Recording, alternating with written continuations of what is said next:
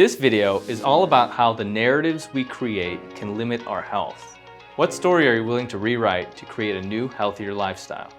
This is part of a 14-part video series that explores how trauma, stress, and anxiety play a pivotal role in health recovery.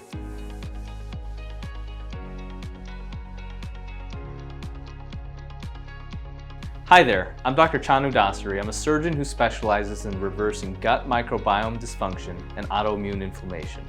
My technique for reversing symptoms in as little as 6 weeks has helped thousands of patients over the years and is called the Mind-Gut Immunity Method.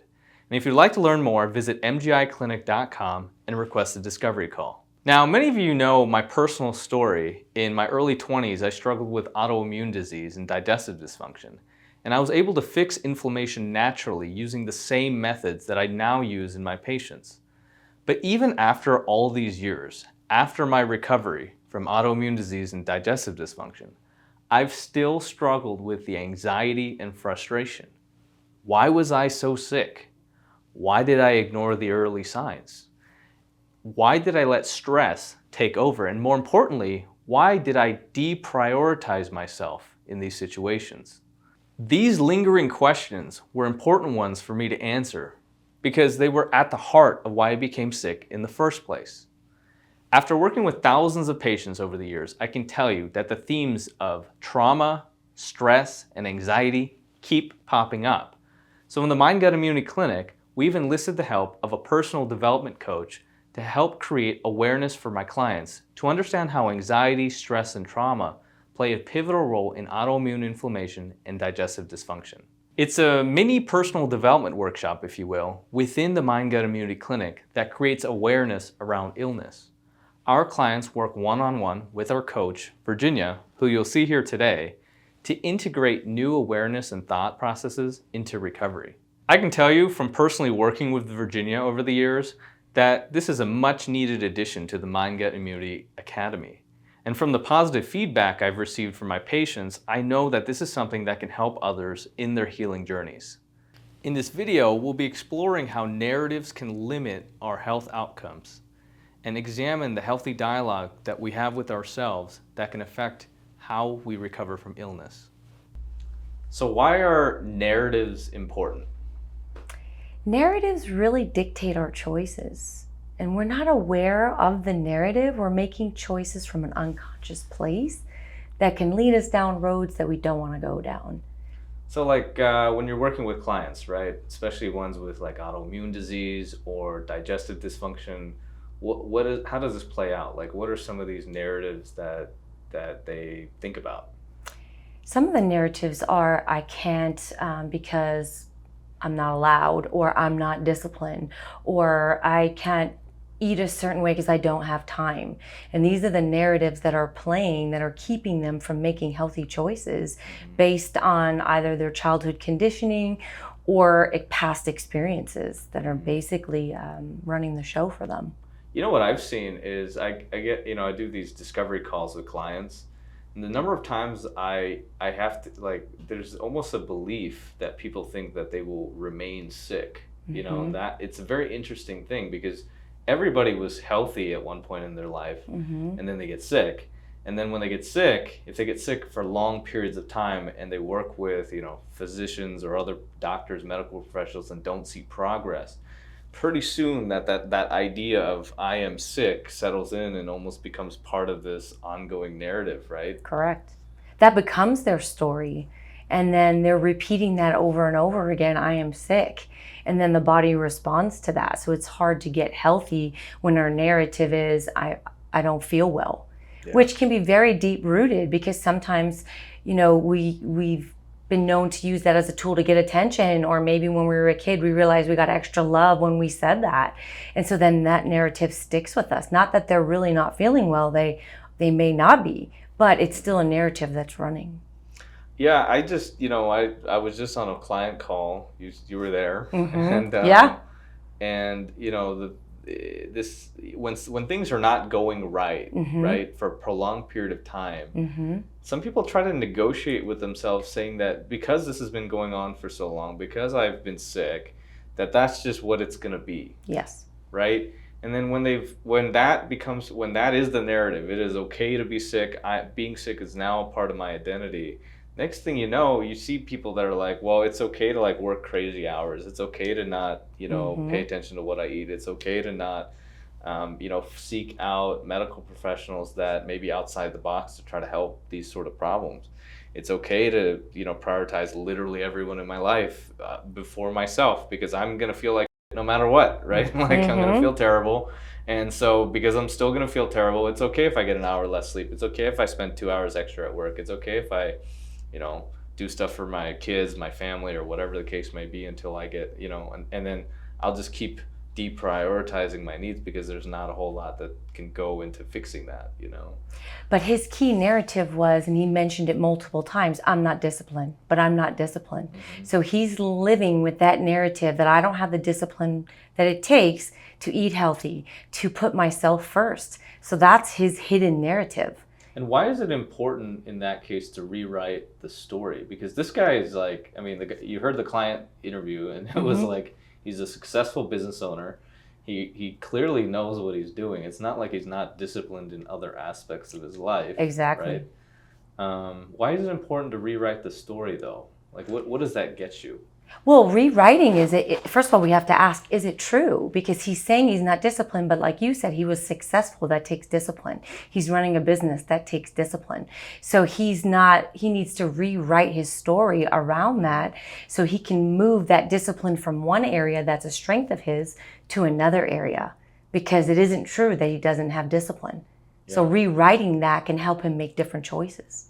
Why do you think people are so hesitant to go through that process of examining what these narratives are and trying to rewrite them? Like, why it's from an outside perspective, right? Having coached and now counseled hundreds of people with autoimmune and digestive dysfunction, I see it, right? I'm like, hey, I know what's wrong. I'm looking at you, I'm having these conversations with you. I know how the narrative needs to change, right? But for someone that's in it, it's really hard, right? And when I was in it, when I was sick, I was the same thing. It was like these same limiting beliefs plays out.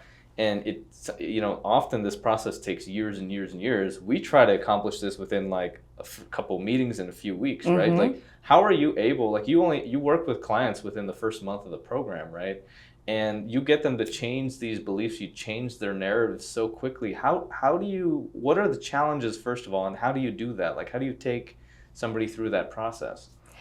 Initially, really, it's just interrupting the thought process, because we don't stop to do that. We stay on autopilot. So my goal is to be listening to the client and finding out what is their automatic pilot, and then interrupting that thought to allow them the opportunity to rethink what they just said, because they just unconsciously said it. Even what you just said, it's hard.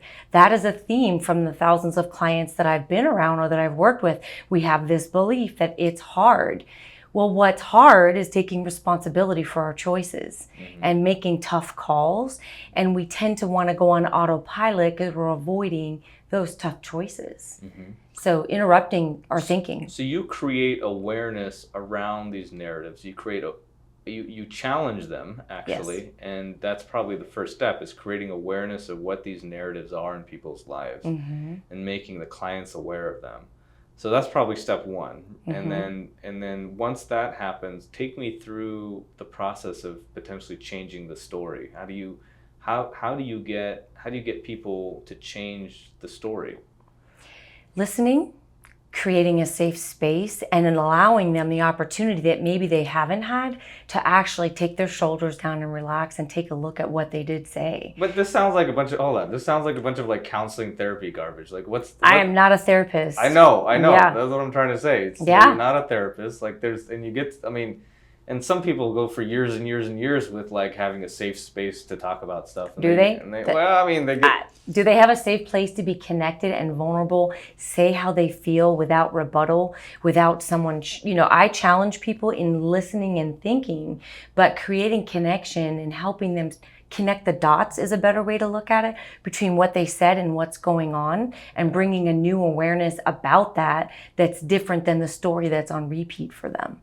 What if there's another perspective? What if we can take the lens and widen it And there's other information that you're leaving out based on the story you're that repeating. You're ignoring. That you're ignoring. So instead of letting this process play out for weeks or months, you boil this process down to like 30-minute sessions, right? You're able to like you're able to really create not only awareness, but also you're now challenging people's assumptions. You're putting those challenges, you're asking them to look at these challenges in a very critical way. And you have this process, and and then you're allowing people to now create their own stories. Is that kind of... Well, to rewrite their story, number one. And what I'm doing is reflecting back to them their story so they can hear it outside of themselves. Because when you hear the same thing over and over, you buy it. But when I repeat it back, they literally get the light bulb and it goes, okay, wait a minute, that's not what I meant. Yeah. So they get to hear themselves. So it's really them doing the work, and I'm here holding space for them as an honest, connected, nurturing person that can hear what they're saying. And even when our clients, they come back to me like, oh my God, my session with Virginia was amazing, and in like my first phone call, we shed a lot of light onto what's going on. And I'm like, yeah, I felt the same way, right? Like I felt the same way when we are working together, and I'm just but people don't feel that way about this sort of personal growth. There's a lot of people that say they're like personal growth gurus, a lot of therapists out there, self-help people, and I think people get maybe jaded because they go to these things with an open mind. Clearly they know that they want some kind of help, but then they don't quite come back with what they needed, right? And it's been the opposite experience from from working with our clients, where I've seen people be like, they're telling me how amazing these sessions are going, and it's like, there's something clearly that you're doing more effectively and more efficiently. And I want to just sort of draw light, and I'm glad we're talking about stories and narratives, because that seems to be like where you start with some of these things, right? Absolutely. And we start with, you're the expert of your life, not me. So I'm not in a therapist situation where I'm the expert and I'm diagnosing you. I'm listening. You're the expert. I don't know if I even like therapists, by the way. Whole different discussion. That is a whole other discussion. But what I know is you hold all the answers within you, and I'm here just to shine a light on that so that you can be free to be yourself, because that's what you're really looking for. Is to be free. Yeah, that's really great. I think that the thing that is really exciting is when I see people, when we're taking people through this journey, we will fix people's autoimmune disease, their digestive dysfunction, in about 6 weeks. And these are people that have been suffering for months, years, sometimes decades, right? And it's crazy because, once people start feeling better, they have a more trust in the process. And then and then obviously with that, we do a lot of awareness work in our program. I think it almost kind of comes together in a really nice way, because like now people are aware of what their triggers are. They're aware of their own bodies. They're also aware of, like, frankly, all the crazy social relationships around them and how they navigate those struggles, right? There's that self-care element. People tend to like not prioritize. They think of themselves as not even worthy of self-care, right? That's one of those, like, so-called limiting beliefs or so-called narratives, right? Like, I'm so sick, and I don't, everybody else matters more than I do. It's a very interesting thing, I think, to take people through that process so fast. This is something that like when I got better with my autoimmune and my digestive dysfunction, it took me almost like a year or 2 years to get better, right? Like long periods of time. Even when I was doing this kind of casually as a physician, not like in a structured program, it would take me sometimes months, if not years, to get people better. And then I realized, like, this process doesn't need to take that long. Like, you can boil this down to a very like just the bare essentials and get it done in a very fast way and see results pretty fast. And I think that's like one of the things that that I'm really excited about, really, in working with you and working with other health coaches in this program. A shift in perspective can happen instantly. It doesn't need to take a long time. It has to be your willingness to participate and become aware. And we had that exchange as well. Like, are you willing to show up for you? And are you willing to shift your perspective? Because it doesn't need to take a long time. A perspective can be shifted quickly. Immediately. When you're aware and you're present for yourself. And your busy schedule and all of that isn't part of the conversation. It's Just not. be aware every of you. Every other thing you're worried about probably doesn't matter as much as you do, in the context of being sick and ill, right? Totally. And what are you getting out of that? I had a client, and she was always at work and she was overworking, and that's not why she wasn't taking care of herself. And it came down to she needed connection so much more than food and water that she would just be at work because she was getting it there. Not realizing that she had trust issues, and we brought light to that, and she realized her communicating job was feeding her, and that's why she wasn't doing self-care, because she needed that love and connection that she was getting at work. Going in depth on topics such as these allow us to achieve uncommon healing. We already do a good job at solving gut microbiome dysfunction at the root of inflammation, and we make strides in trying to unwind the perspectives and behaviors that create illness in the first place. And that's how we achieve a lasting recovery. Now remember, we've got 13 other videos on similar topics, so if you found this conversation useful, be sure to check out the other videos. Also share these videos with someone you know who's struggling with a health condition and doesn't know where to start. Sometimes just starting the discussion with them can help them change their perspective on illness. Lastly, don't forget to like and subscribe. And as always, I'm Dr. Chanu Dasari with the Mind Gut Immunity Clinic, and I'll see you next time.